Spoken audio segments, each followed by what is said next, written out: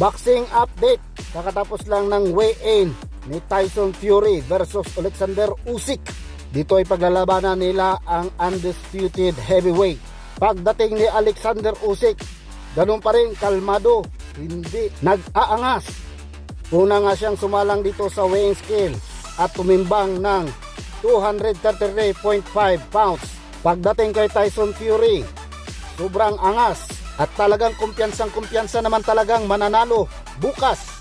At pagsalang niya sa weighing scale, tumimbang nga si Tyson Fury ng 262 pounds.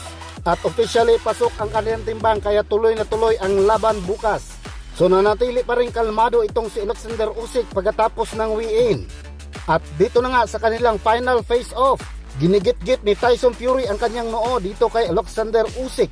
Dumating naman ito si Alexander Usyk na tinulak ang kanyang noo. At dito na ay nagkaroon ng bahagyang tensyon, kaya medyo nagkagulo sa ibabaw ng stage. Maayos namang napaghiwalay ang dalawa at hindi nagkaroon ng riot.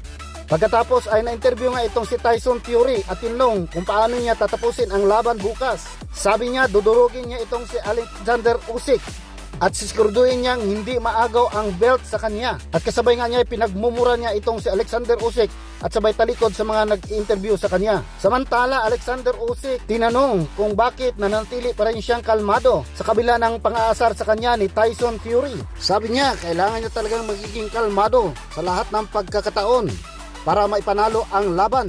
Wala naman daw magandang maidudulot ang mainit na ulo. Baka masisira lang daw ang focus niya sa laban niya bukas.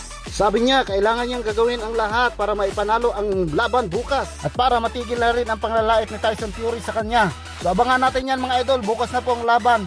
So dito na lang po, maraming salamat po.